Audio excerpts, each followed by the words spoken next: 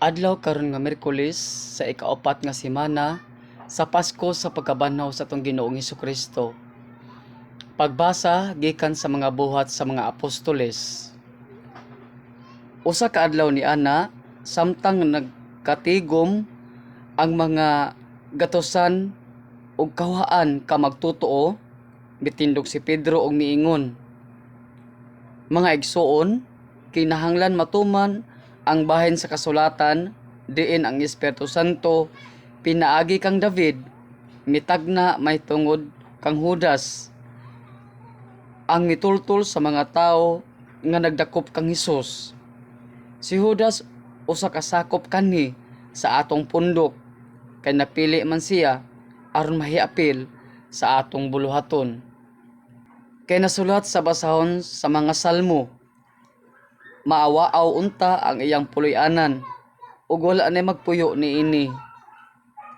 Og nasulat usab, aduna untay mopuli kaniya sa iyang katungdanan.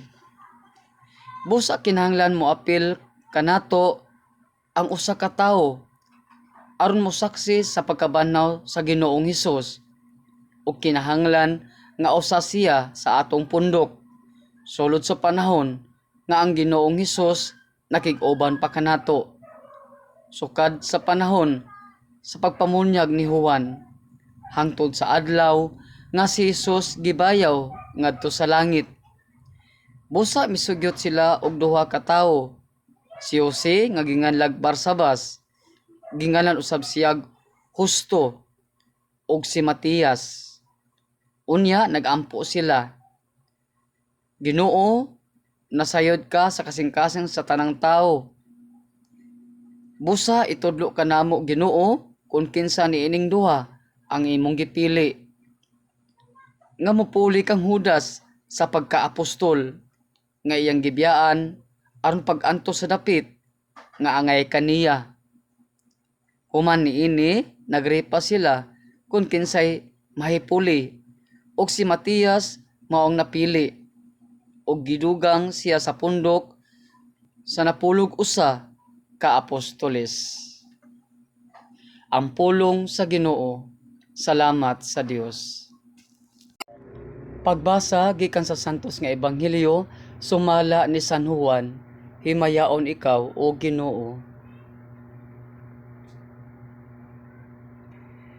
Nahigugma ako kaninyo, ingon nga ang amahan, nahigugma kanako. Pabilin kamo sa akong gugma. Kung tumanon ninyo ang akong mga sugo, magpabilin kamo sa akong gugma.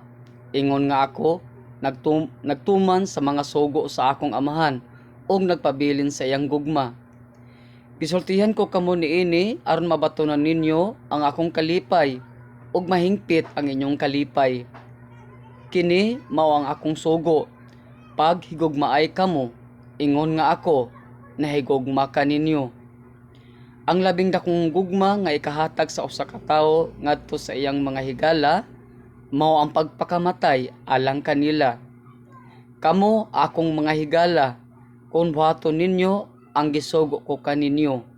Dili ko na kamo tawgon nga mga sulugoon, kay ang sulugoon dili mahibalo sa gibuhat sa iyang agalon. Hinunua, tawgon ko kamo nga akong mga higala, kay gisultihan ko man kamo sa tanan nga dadungog ko sa akong amahan. Dili kamo maoy nagpili kanako, ako ang nagpili kaninyo, o gipili ko kamo aron manlakaw og mamungag daghang mga bunga nga mulungtad. Busa ihatag kaninyo sa amahan, bisag unsay inyong pangayoon kaniya sa akong ngalan. Kini mao ang sugo ko kaninyo, pag higugmaay kamo. Mga igsoon, ang ebanghelyo sa Ginoo. Daygon ikaw, O Kristo.